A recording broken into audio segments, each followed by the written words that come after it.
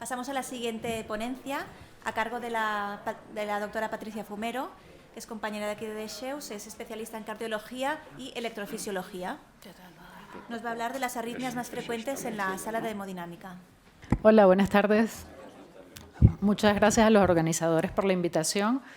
He intentado enfocar esta ponencia de forma práctica y que creo que ya por la hora, pues a ver si nos despertamos un poquitín y al final, a la hora de prepararla, pues era un poco complicado porque, bueno, hablar de arritmias en la sala de hemodinámica, bueno, a ver, las arritmias las habrá todas, porque además es el sitio donde llevamos a los pacientes con arritmias para resolverlos.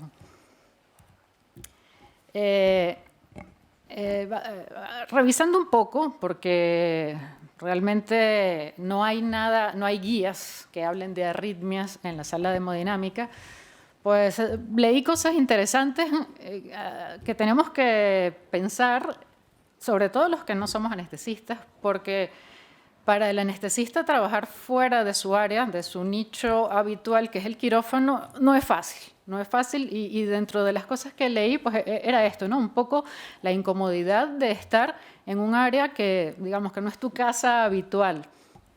Y bueno, y las arritmias, pues siempre, incluso al resto de cardiólogos que no se dedican al área de electrofisiología, pues suelen realmente imponer. Por lo que agradecemos realmente contar con el apoyo de ustedes en la sala de electrofisiología. Realmente, en muchos casos, permiten realizar los procedimientos porque el confort que aportan al paciente es fundamental. La monitorización en la que en ocasiones pues nosotros nos desconectamos porque confiamos en que están ustedes dándonos el soporte y que además en situaciones de riesgo están allí y pueden ayudarnos a sacar un paciente adelante, pues de verdad que gracias. Yo creo que nunca lo decimos, pero bueno, es esto, es ponerte en el lugar del otro y ver que realmente no es fácil de salir de tu zona de confort. Tratando de hacerlo un poco docente, pues claro, como les decía antes, arritmias en la sala de hemodinámica, en la sala de electrofisiología, las hay de todo tipo y he intentado enfocarlos en las arritmias que nosotros queremos provocar en la sala o las arritmias que queremos que existan en la sala y las arritmias que no queremos, las que no contábamos que podían ocurrir. Comenzando por estas últimas, que son las que llamo arritmias no deseadas, pues en el implante de dispositivos cardíacos, solo recuerdo, pues ya hace unos cuantos años, y aquí el tinte ayuda a disimular, pero bueno, en la época cuando comenzamos a implantar los desfibriladores, que tocaba inducir, después del implante, inducir FV para probar la descarga apropiada, pues desde esa época, donde inducíamos con intención, provocábamos arritmias en implantes de dispositivos, pues afortunadamente esta época ya pasó, pero actualmente en el implante de un dispositivo cardíaco no esperamos que se presenten arritmias, aunque sabemos que son pacientes con comorbilidades, pacientes que pueden ser isquémicos, que con la estimulación del electrodo puedes inducir taquiarritmias, o casos en los que pacientes van por una bradiarritmia a implantar un marcapasos y pueden terminar en situaciones como las que verán más adelante. Por eso lo principal en la sala de hemodinámica, y de verdad que agradezco al equipo que está aquí en la sala, porque la preparación hay que hacerla, el papel que ustedes juegan es fundamental, porque si el paciente no está preparado correctamente, lo vamos a pasar muy mal todos. Entonces, tomar el tiempo para monitorizar de forma correcta, colocar el desfibrilador, los parches es fundamental. Así como también sé que a veces soy pesada y les digo, quiero musiquita, y la musiquita es el ruido de cada latido, porque claro, a veces estás enfocado en la punción de la femoral, pero vas escuchando el ritmo cardíaco en el monitor o en el implante de marcapasos, si el paciente está bradicárdico, si está bloqueado, pues de pronto dejar de oír esta musiquita. Vale. Es que no hablo muy duro, pero bueno, vale, disculpa. pues realmente son detalles que cambian la evolución de un caso. En este caso, por ejemplo, les traigo pacientes de aquí, de la casa. Este paciente con un bloqueo de segundo grado avanzado o pacientes con bloqueos completos entran así a la sala de hemodinámica y mientras el paciente se seda o recibe la antibiótico-terapia, preparamos los campos, incluso para un primo implante, pero a un paciente que ya llevan marcapasos de años, que bueno, he puesto aquí un caso bastante llamativo porque es un paciente anciano muy frágil que a la hora de al llegar al tiempo de reemplazo electivo de su marcapasos, toca hacer el recambio y si son dependientes, pues el paciente puede momentáneamente quedarse sin ritmo cardíaco y ver cosas como esta, ¿no? Este es un trazado de nuestro polígrafo y pues sí, son momentitos de bastante tensión, de estrés, si aún no tienes el acceso venoso central donde pasar un electrodo y estimular, pues tenemos los parches que nos pueden ayudar. Por otro lado, el tema de los fármacos, y haré mención un poco más adelante de nuevo, porque si sabemos que es un paciente que va a un recambio de marcapasos y no tiene ritmo de escape, pues el uso del isoproterenol es algo que nos alivia un poco, puede aumentar el automatismo de algún foco inferior que pues, permita un ritmo, así sea con 20, 30 latidos mientras hacemos la desconexión y la conexión con el nuevo generador.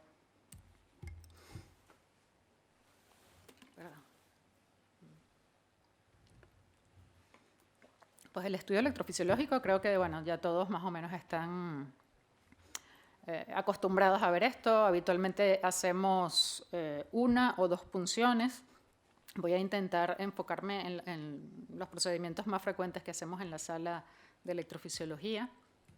Esto, lo siento si se asusta mucho con las rayitas, lo hablaba con Nuria y bueno, era un poco repasar, que tengan ustedes un poquito una idea de lo que nosotros vemos en el polígrafo y cómo nos ayuda a hacer los diagnósticos en la sala de hemodinámica de las arritmias.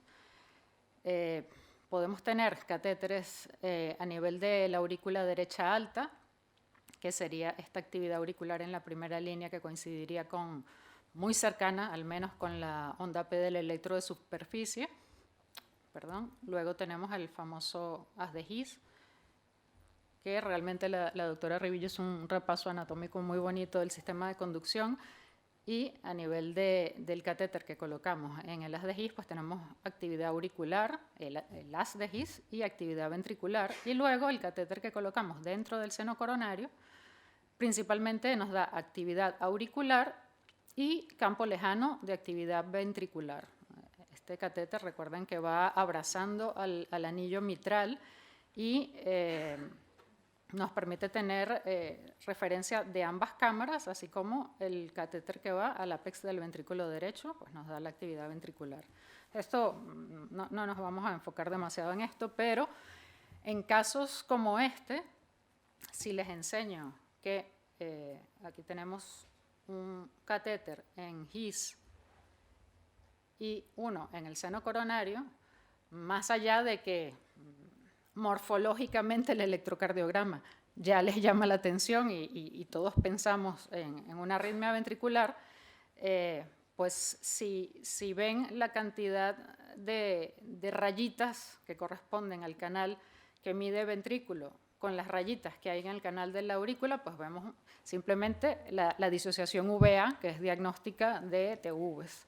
Entonces, bueno, un poco para que tengan una pincelada de cómo vemos nosotros el tema de las rayitas desde dentro y un estudio electrofisiológico que en principio puede ser uno de los procedimientos más sencillos que hacemos en la sala de electrofisio, puede terminar en esto, puede terminar en la inducción de una arritmia ventricular que si lo compromete hemodinámicamente o si directamente vamos y es una FV, pues si no actuamos de forma inmediata, comprometemos la vida del paciente. Por eso, pues muchas veces cuando estamos en la fase del protocolo de estimulación ventricular, necesitamos que todo el equipo, y por supuesto el equipo fundamental, el anestesista, esté pendiente de lo que está ocurriendo en ese momento, porque alguien debe estar al lado del desfibrilador.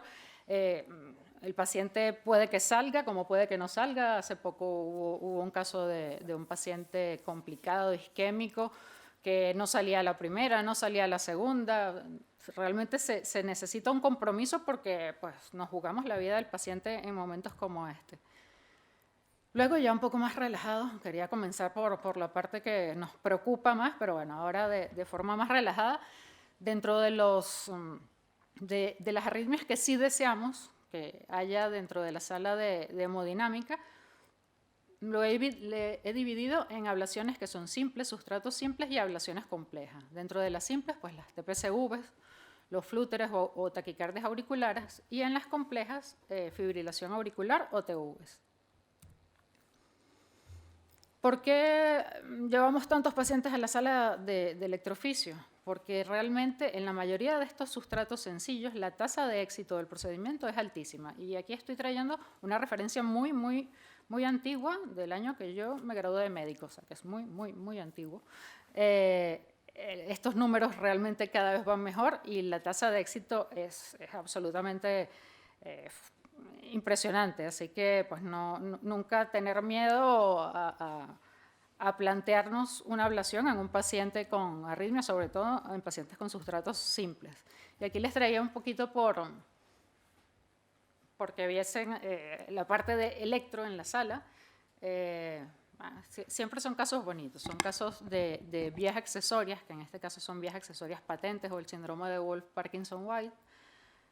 Logran ver, a ver, en esta derivación en OBL se ve muy bien el PR corto y la onda delta. Así entra el paciente a la sala de hemodinámica y ya, pues un poco, en estos casos sabemos a dónde vamos.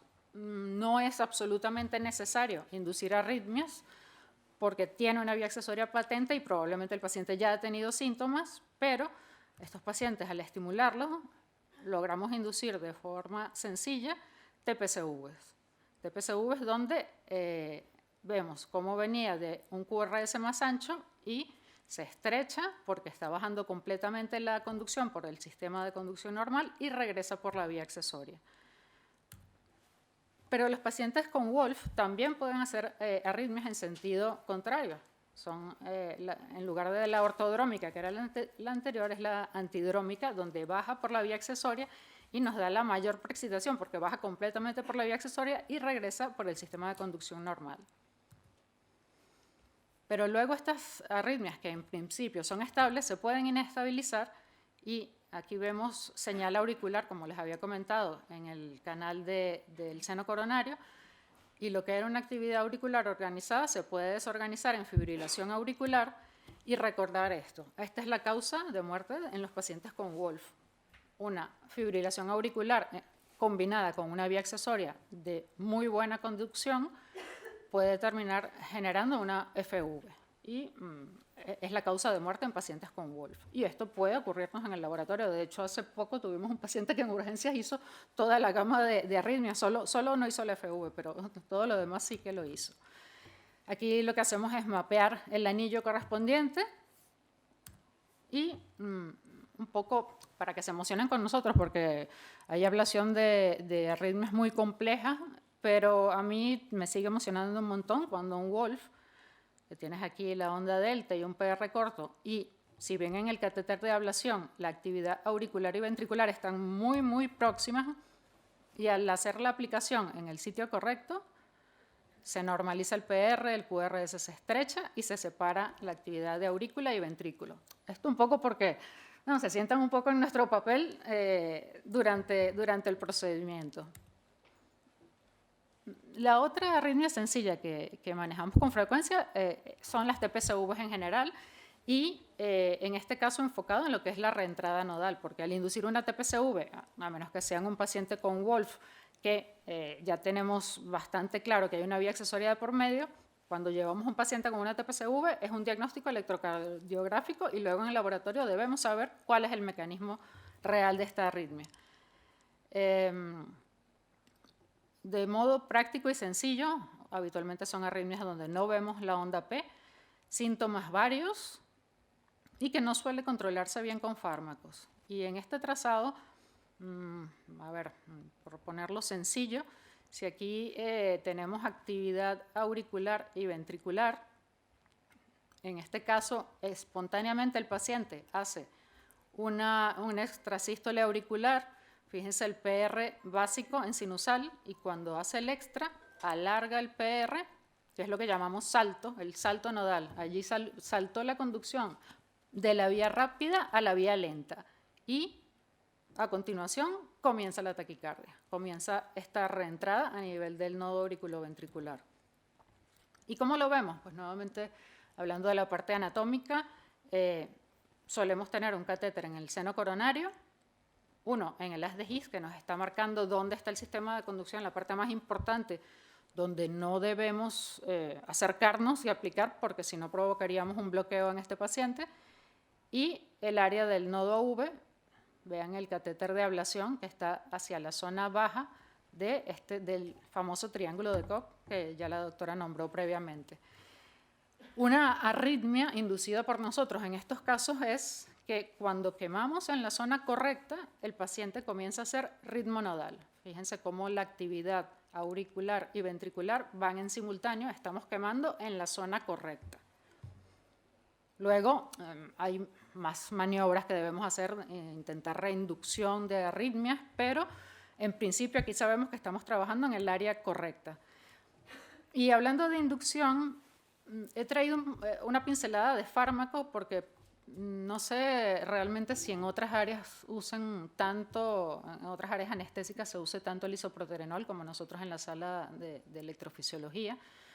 Primero, por el caso que les comenté al inicio de pacientes con bloqueos de alto grado, que muchas veces vienen de la UCI ya llevando el isoproterenol, a veces vienen de la UCI también con un marcapasos temporal, pero de cara a la inducción de arritmias, que como estas son arritmias deseadas por nosotros en el laboratorio para hacer el diagnóstico y el tratamiento, el isoproterenol es un fármaco fundamental, es un fármaco beta-adrenérgico, cuyo efecto de acción es bastante rápido.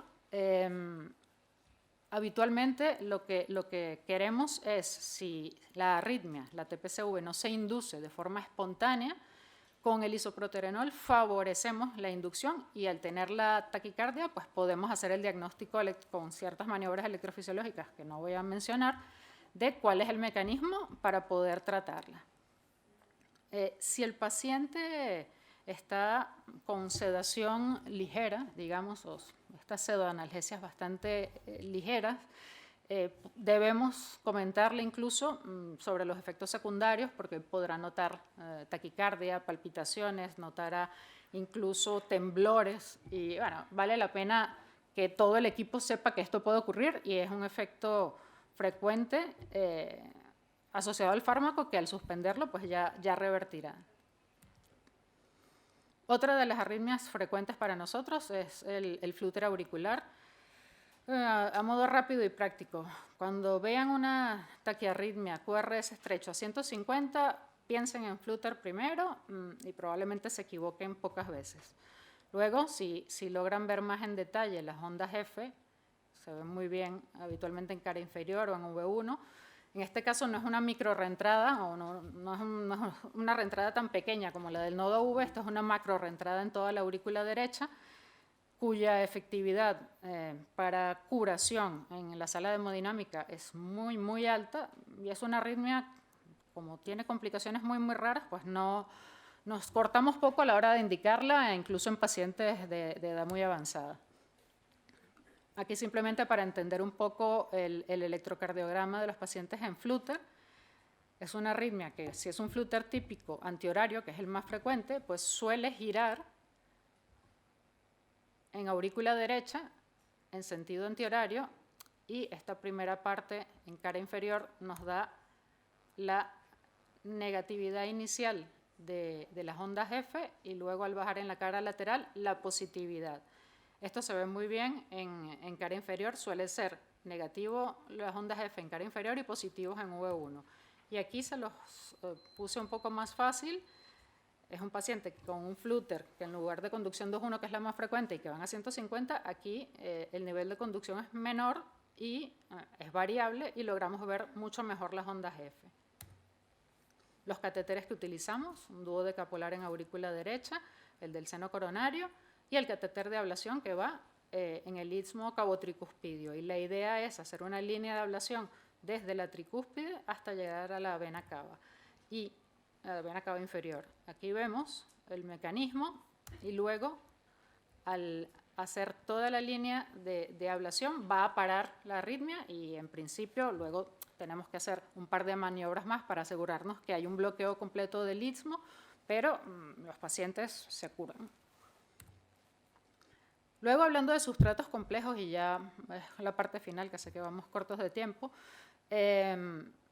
podemos hablar de taquicardias ventriculares que sin cardiopatía estructural no suelen ser tan complejos. Es bastante frecuente estas TVs idiopáticas del tracto de salida del ventrículo derecho, suelen tener morfología de bloqueo de rama izquierda en V1 y eje positivo, se dirigen hacia la cara inferior, positivas en la cara inferior. Y con la ayuda de la tecnología, esto incluso ya es bastante antiguo, pero el uso de los navegadores en las salas de electrofisiología es algo que ha cambiado radicalmente la efectividad de muchos procedimientos, sobre todo arritmias focales. Cuando hablaban de los mecanismos reentrantes o focales, pues para las arritmias focales, sin los navegadores es bastante difícil. Nos permite hacer una reconstrucción anatómica y electroanatómica de la cavidad donde estamos trabajando y nos permite trabajar con precisión, marcar zonas de interés e incluso trabajar sin rayos X. En el área pediátrica, de hecho, el electrofisiólogo que suele estar con nosotros, el doctor Rosés, está haciendo muchos casos, seroscopia en hemodinámica.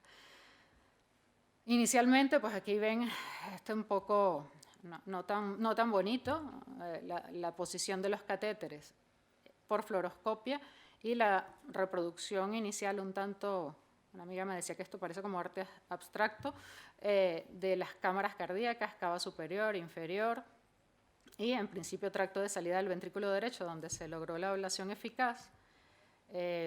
Permite además ubicarte y trabajar en zonas con más seguridad, por ejemplo en casos como este donde al hacer ablaciones en las cúspides coronarias pues debemos mantener vigilada la distancia con los ostium de las coronarias porque la podemos liar. Y finalmente pues son pacientes que se pueden presentar con extrasístoles aisladas o en taquicardias ventriculares y al hacer la ablación pues el paciente queda libre de arritmias. Para estos sustratos focales, pues en ocasiones también el isoproterenol lo utilizamos para favorecer si el paciente, son pacientes que vienen habitualmente con Holter donde tienen más de 10% de extras ventriculares de forma ambulatoria y a veces llegan a la sala y pasan 10 minutos y hace 2 y así pues se hace muy complejo mapear y conseguir el sitio. Entonces utilizamos fármacos proarrítmicos, en este sentido el isoproterenol nuevamente caballito de batalla. Y ya para finalizar, pues este es el sustrato complejo más habitual de nuestra sala y de todas las salas de electrofisio a nivel mundial, porque es la arritmia más frecuente de los adultos, que es la fibrilación auricular. Como ven ahora la anatomía es mucho más elegante. Aquí estamos viendo la aurícula izquierda desde la parte posterior. Hacemos una reproducción de las venas pulmonares y de la aurícula izquierda. De hecho, contamos con una tecnología que nos permite medir la cantidad de presión que aplicamos con el catéter en las paredes al momento de hacer la ablación. La idea en estos casos es aislar, hacer un bloqueo eléctrico alrededor de las venas pulmonares de forma circunferencial, las izquierdas y las derechas, y para que vean un poquito cómo lo vemos también a nivel del polígrafo, pues aquí ven actividad auricular y de vena pulmonar, y al momento del bloqueo, fíjense, la señal que ha desaparecido es el catéter que está mapeando dentro de la vena pulmonar, y allí, pues además de anatómicamente, sabemos que hemos logrado el bloqueo electrofisiológico. Y bueno, nada, esto era un poco lo que les traía. Y ahora sí, vamos con ya la última ponencia, ánimos, que será muy interesante, sobre todo para los anestesiólogos, que vamos a hablar de marcapasos. El doctor Ángel Moya, que es doctor en cardiología, fue el jefe de sección de arritmias del Hospital de Vallebrón y el presidente de la sección de electrofisiología y arritmias de la Sociedad Española de Cardiología, y actualmente es el coordinador y el responsable de la unidad de arritmias de aquí del Hospital de Sheus. Muy bien, gracias Nuria por la presentación, gracias por la invitación. Y a mí me habéis pedido que os hable de marcapasos, desfibriladores y he añadido aquí resíncros en cirugía. El tema es oportuno y de alguna forma os tengo que decir que actual o está actualizado, porque yo llegué anteayer del Congreso Europeo de Arritmias, de la ERA, y ahí presentaron el documento que todavía no está publicado, con lo cual me he tenido que quedar con la presentación y alguna cosa está escondida todavía en el papel, sobre el manejo hospitalario de pacientes con dispositivos, y entre ellos concretamente la cirugía. Voy a empezar por la última diapositiva, lo que serían los mensajes, los take home, los key messages, porque lo que haremos será desarrollarlos. Entonces ellos dicen, bueno, lo que hay que hacer primero es saber qué lleva el paciente, qué tipo de marcapasos hay para poderse manejar. Segundo, algo que es obvio para todos vosotros, pero que tiene que estar el paciente monitorizado, con oximetría, pulso y la curva arterial. Comentaremos luego que electivamente, si puede ser, los pacientes estén con estimulación bipolar en lugar de unipolar en el marcapaso. Y diremos 4 conceptos al respecto. Tener en el quirófano imanes, contaremos cómo funcionan y cómo hay que manejarlos, cómo hay que reprogramar los marcapasos y que haya personal que se pueda manejar, que conozca los dispositivos. Esto básicamente pues son cardiólogos, arritmólogos, que habrá una excepción por la noche, por ejemplo, pero daremos algunos mensajes, o al menos un call, para poder solventar algún problema. Por lo tanto, para entender los dispositivos, ya lo ha comentado un poco antes Sánchez de Toledo, pues hay que saber o conocer, a lo mejor ya lo conocéis, pero lo vamos a repasar, la nomenclatura de los dispositivos. Los dispositivos, los marcapasos tienen 3 o 4 letras. La primera se refiere a la cámara estimulada, la segunda a la cámara sensada, porque tienen que oír lo que está pasando, la tercera al tipo de respuesta, si es inhibida o inhibida o estimulada o cero o las dos, y lo último sería modulación de frecuencia, de tal forma que todos los marcapasos que empiecen por V están estimulando el ventrículo, los que empiezan por A están estimulando la aurícula y los que empiezan por D tienen 2 cables, estimulan ventrículo y aurícula.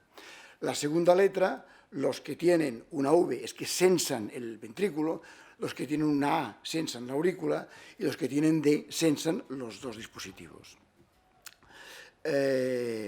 La tercera respuesta, inhibido, la I, inhibido, quiere decir que si hay un latido auricular o ventricular, el marcapasos no va a actuar. Si hay una D, es que van a actuar sobre los 2.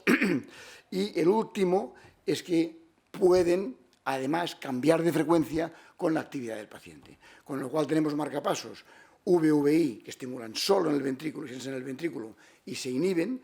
Hay la opción 0,0 para todos ellos, y es que el marcapasos no oye lo que ocurre y estimula a piñón fijo, y luego hay la opción DD, que el marcapasos se inhibe, pero también puede activarse con la actividad del paciente. Luego esto lo veremos que es importante para la programación en marcapasos. Entonces, ¿por qué es importante lo que ocurre en quirófano?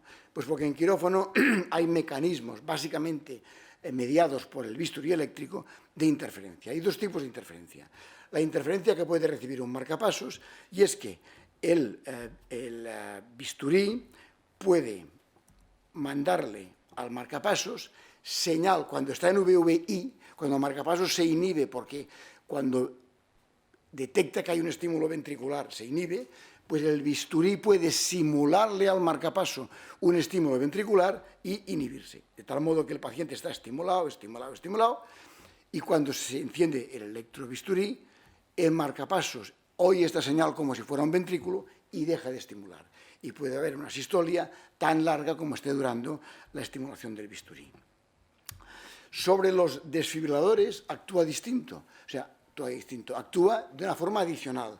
Además de poder inhibir el marcapasos, el desfibrilador, cuando detecta una fibrilación ventricular, es decir, muchos latidos, muchos estímulos, detecta que hay una FV y descarga. Por lo tanto, en el quirófano lo que nos puede ocurrir es que cuando estamos utilizando un bisturí, este es el electro externo, pero esta es la señal interna, empieza a haber ruido, y aquí se detectan V-sensing, detecta como si fuera una fibrilación ventricular y le larga al paciente una descarga, un choque, como si estuviera en fibrilación ventricular.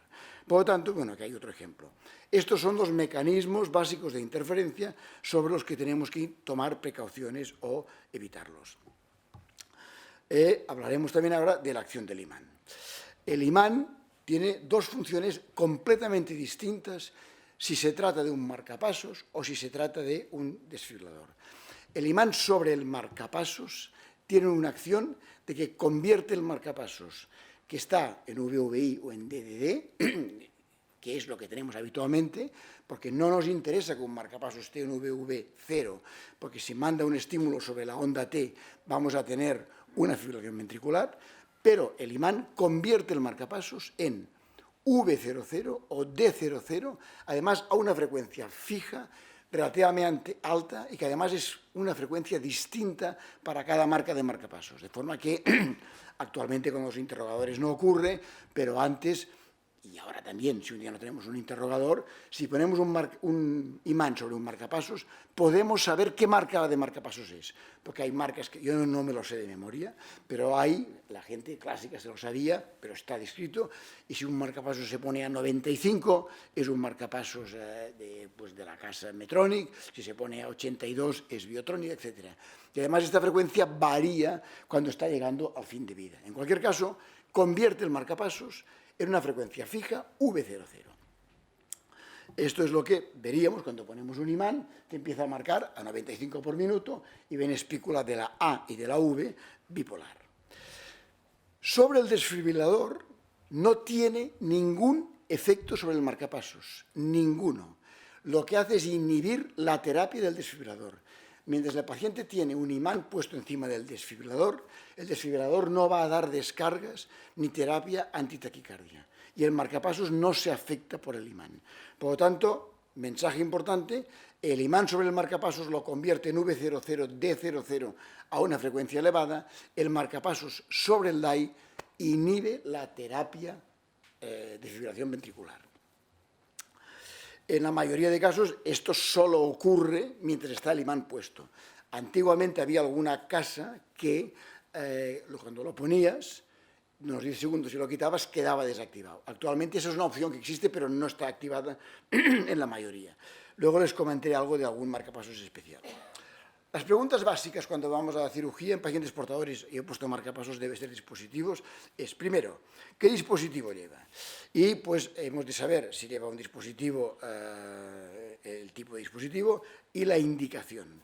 Si es por bloqueo AV, si es por disfunción sinusal, porque la gran mayoría de pacientes con marcapasos, o una mayoría importante, el marcapasos no está estimulando siempre. O sea, hay pacientes marcapasos dependientes que cuando para el marcapasos ocurre lo que hemos visto, pero hay muchos pacientes que llevan marcapasos por bloqueos paroxísticos, síncopes, etcétera, pero en general suelen tener ritmo propio, o por disfunción sinusal, pero pueden tener ritmo ventricular propio. Y eso marca una diferencia a la hora de manejar el paciente. También hay que saber por qué lleva el paciente un DAI. Puede llevarlo por prevención secundaria o primaria. Prevención secundaria es aquel paciente que ha hecho ya una FV y se le pone porque el riesgo de recidiva es muy alto. Prevención primaria es paciente que cumple los criterios de riesgos establecidos a base de muchos estudios, que nunca ha hecho una FV, pero que tiene un riesgo determinado, un umbral de riesgo por encima del cual se indica marcapasos por si la hace. Si no la hace, pues hay muchos pacientes con prevención primaria que nunca van a hacer una arritmia, pero tienen un riesgo que obliga a llevarlo. Luego hay el resincro, hay una diapositiva al final. El resincro es un marcapasos que estimula no solamente el ventrículo derecho, sino el ventrículo derecho y ventrículo izquierdo para mejorar la disfunción ventricular, y el resincro puede ser solo marcapasos o resíncro con desfibrilador. Y luego hemos de saber la marca, es interesante, pues hay que ir con el interrogador. Con los desfibriladores, la Sociedad Española ha elaborado este carnet que es muy útil y donde pone la marca, dónde se ha puesto, qué cables lleva. Los pacientes con marcapasos tienen una especie de carnet también que recuerda un poco el contrato de Groucho Marx, porque es un papel así de largo, bastante cutre, y no ha habido forma todavía de actualizarlo. Pero si se les da, hay la información. Hay algo más nuevo en los marcapasos que creo que muchos lo conocen, pero de DVD, bueno, pues esto es un paciente con un marcapasos. Si se fijan aquí, no hay ningún cable, esto es un cable externo, no hay ningún dispositivo aquí, y hay una cosita aquí, no sé si la ven, que el otro día pues tuvimos una cosita aquí. Esto es lo que se le llama un leadless pacing, un marcapasos sin cables. En este momento hay marcapasos que se implantan en el ventrículo derecho, desde la femoral, se hace una punción femoral, se implantan vía femoral con un introductor 24, luego hay que hacer una buena sutura, y se dejan depositados en el ápex del ventrículo derecho. Son de este tamaño más o menos, y este marcapasos funciona sin cable. Y ahí está. El objetivo principal ha sido evitar todas las infecciones, o sea, hay un porcentaje de infecciones del dispositivo que se transmiten adentro y que luego llevan a endocarditis, etc. Este cable, al quedar dentro y sin ningún contacto con fuera, en principio la tasa de infecciones es prácticamente nula. Este marcapasos no es nuevo, lleva muchos años, pero tiene todavía aspectos de desarrollo. Hasta hace poco era solo VVI, porque se ponía en el ventrículo y nada más. Ahora es VDD, es decir, puede sensar, tiene un sensor acústico de la aurícula y puede sincronizarse. Todavía no hay DDD, pero lo habrá. Y, bueno, hay cosas por solventar, porque cuando el marcapasos se agota, no se puede sacar, hay que poner un segundo. Y si le ponemos un marcapasos a un paciente pues, de 20 años o de 35, pues a lo mejor que se ponen marcapasos en población pues, joven, pues a lo mejor se va a llevar 5 dispositivos o 3 como estos y aún no se sabe lo que ocurrirá. Pero, por ejemplo, en pacientes mayores, con fibrilación auricular que necesitan un VVI, puede ser útil. ¿Por qué no se ha extendido totalmente? Bueno, pues porque por el momento, aparte de que si hay una complicación es más grave también en el momento del implante, pero eso no sería un motivo, por el momento vale 6 veces más que un marcapaso convencional. Por lo tanto, en la medicina pública hay unos criterios de indicación y en la privada el paciente que se lo quiera pagar 6 veces más se le puede implantar y las compañías no lo ponen. Novedades en desfibrilador. Bueno, este es un paciente que lleva un desfibrilador y, bueno, este es un ejemplo que a mí no me gusta porque se lo han puesto porque le quitaron otro, pero aquí no hay nada, lo lleva aquí, en la axila. El paciente lo lleva en la axila. Este es un desfibrilador también con el objetivo de que no haya infección. Este es todo externo. Todo externo quiere decir, se pone el desfibrilador en la piel aquí, se pone un electrodo, pero en la piel aquí, izquierdo, se pone un electrodo por debajo de la piel y chispa por fuera. No hay nada intravascular, nada intravascular. Evidentemente, este desfibrilador no lo pueden llevar pacientes que necesiten pacing, porque no estimula, pero sí aquellos que hagan solo fibrilación ventricular. Se lo muestro porque lo van a encontrar cada vez más y les vendrá un paciente pues, con aquella capsulita allí o un paciente con un desfibrilador que está puesto en la axila y sin ningún cable ventricular. Otra pregunta básica es si el paciente está en estimulación uni o bipolar. Yo creo que había muchos marcapasos unipolares antes y cada vez los hay menos. El unipolar es que estimula entre la punta del electrodo y la carcasa del marcapasos. Esto a lo que lleva es a una espícula muy grande, que es la que están habituados a ver muchas veces y cuando alguien de esto sabe, seguro que el paciente lleva un marcapasos. Desventajas es que al ir el estímulo, tanto el estímulo como el sensor de aquí a aquí, está mucho más sometido a interferencias. En el momento actual la mayoría son bipolares y los bipolares, si uno no se fija, o a veces incluso fijándose, uno puede pasársele por alto que el paciente lleva un marcapaso, porque la espícula es muy pequeñita y porque la espícula se genera entre las 2 puntitas distales del electrodo.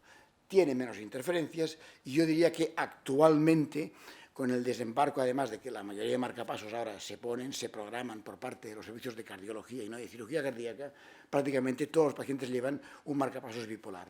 Pero es importante para ustedes porque, claro, esto seguro que se reconoce como marcapasos, esto a veces cuesta y hay que saberlo. Otra pregunta básica, ya he dicho antes, es si el paciente tiene ritmo de escape o no. Hay pacientes que llevan marcapasos porque es cuando se les para, están en la sistolia. Hay pacientes que lo llevan porque tienen pobre respuesta cronotrópica, porque hacen síncope, y a estos el compromiso en quirófano va a ser menor. Y si tienen, pues, desfibrilador, saber qué función de eyección tienen, etcétera, etcétera. Entonces, hay dos situaciones: cirugía programada, cirugía de emergencia. Esta es la imagen o el flowchart que han presentado anteayer en la Sociedad Europea de Arritmias. Yo, la verdad es que esto no lo había interiorizado antes y me gustaría ver el artículo, no ha salido, lo he mirado y dijeron que estaba pendiente de salir. Ellos diferencian de entrada entre si la cirugía va a realizarse a menos o a más de 15 centímetros del dispositivo. Si es a más de 15 centímetros, por lo tanto yo diría cirugía abdominal, cirugía por debajo de la cresta ilíaca, mirar si el paciente es marcapasos dependiente o no. Si no es marcapasos dependiente, se puede hacer la cirugía aparentemente sin ningún problema.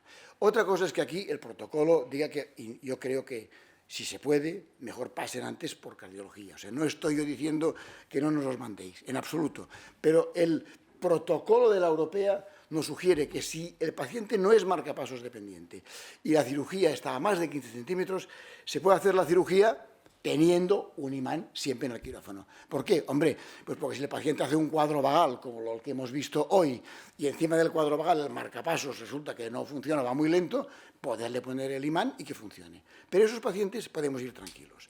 Si la cirugía está a distancia y el paciente es marcapasos dependiente, tenemos que saber cómo responde al imán. Porque yo les he dicho que el imán responde de esta forma.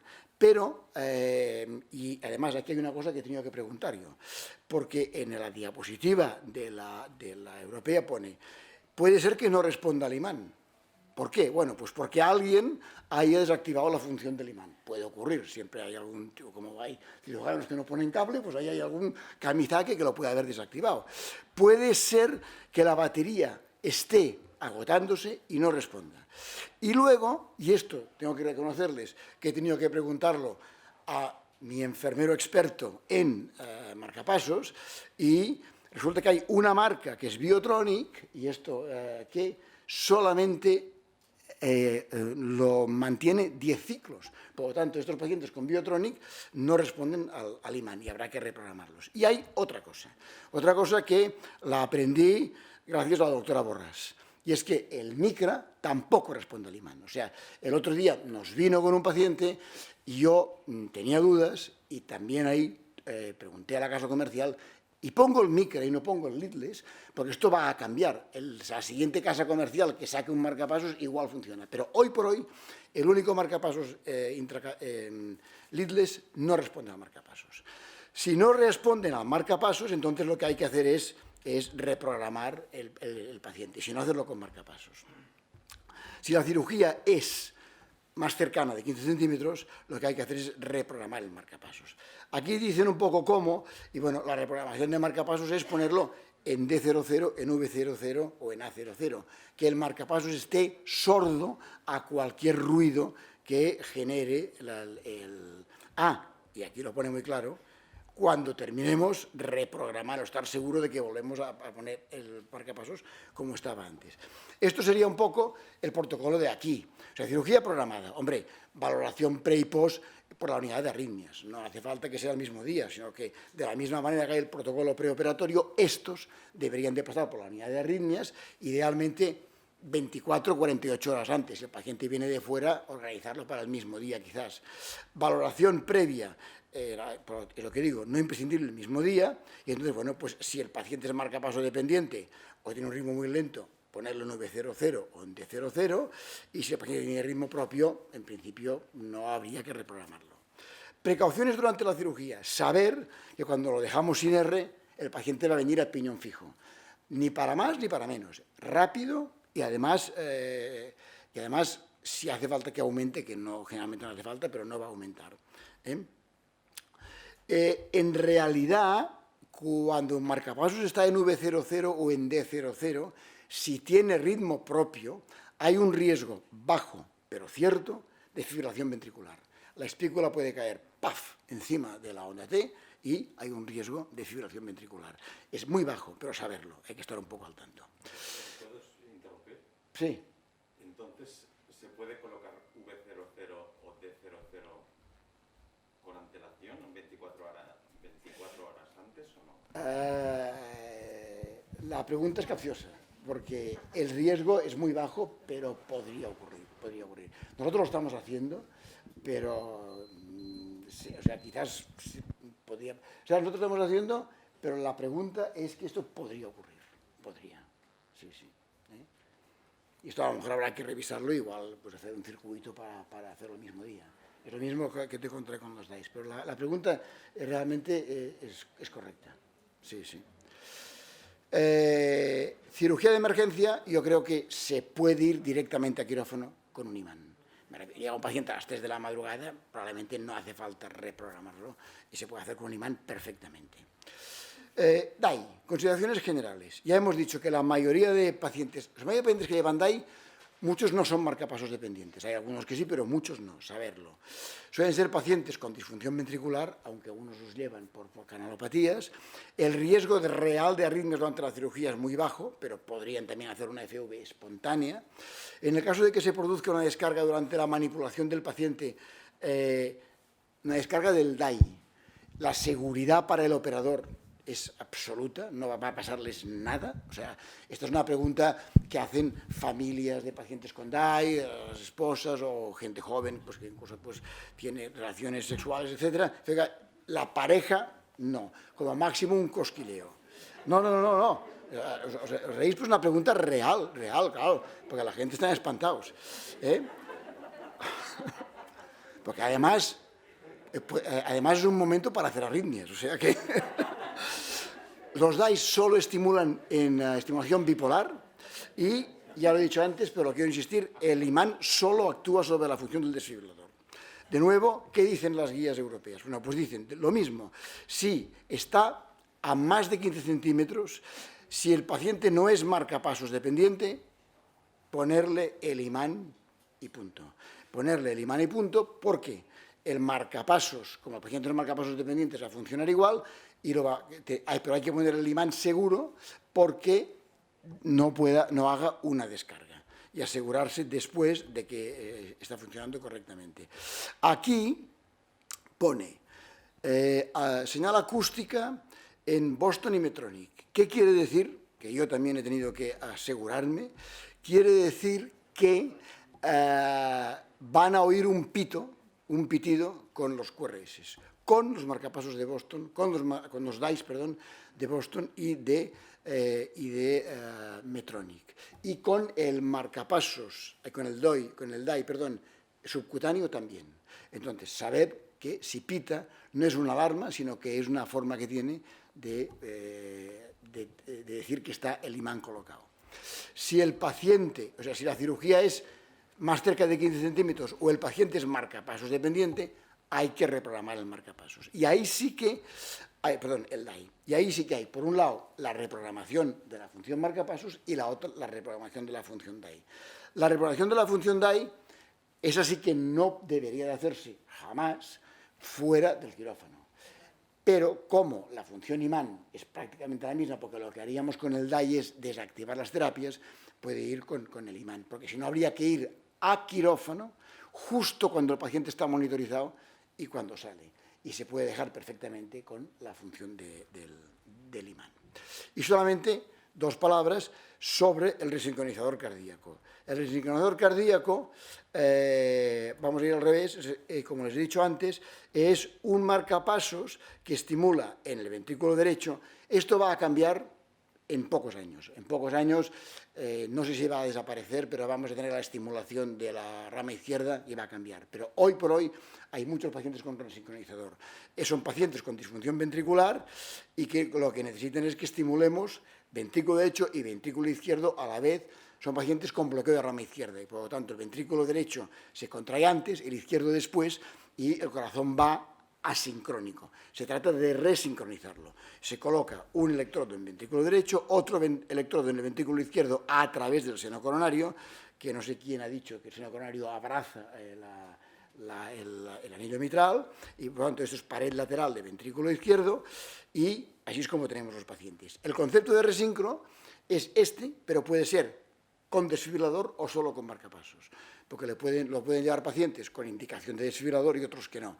La diferencia aquí de nuevo son dos. El desfibrilador es más caro y además es un aparato mucho más voluminoso con más complicaciones, etc. Por lo tanto, solo está indicado si el paciente tiene indicación de DAI por prevención secundaria o primaria. Hay pacientes con disfunción ventricular y fracción de eyección no muy baja que solo necesitan marcapasos. Ahí, aunque el paciente no esté bloqueado, necesitamos que estimule obligatoriamente, porque el paciente mejora cuando estimula. Entonces, lo llevan pacientes sin bloqueo, pero nosotros lo programamos para que estimule siempre. O sea, la indicación no es un bloqueo, es disfunción ventricular y hay que ponerlo para que esté estimulando siempre y esto se hace acortando el PR, etcétera, etcétera. Y por lo tanto, aquí la actitud frente al resincronizador es la misma que hemos dicho antes. Si es resincronizador... una cosa es que decir, por las siglas. Las siglas, por si lo ven, es TRC o CRT, si alguien lo quiere decir en inglés, quiere decir terapia de resincronización. TRCP es solamente marcapasos, TRCD es marcapasos con DAI. Y la actitud es exactamente la misma que la que he dicho antes, con marcapasos o con desfibrilador. Nada más, muchísimas gracias.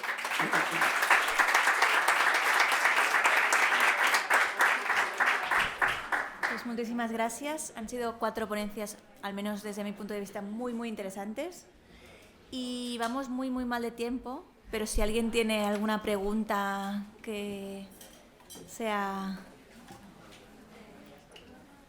¿Alguna pregunta en la sala? Una cosa muy, muy breve para el doctor Moya. Cuando nosotros ponemos el imán en quirófano, ¿qué diferencia hay con la programación preoperatoria cuando lo pones en un modo fijo? ¿Qué diferencia hay si lo mandamos antes a que lo programéis, el marcapasos, o al que cuando ponemos el imán?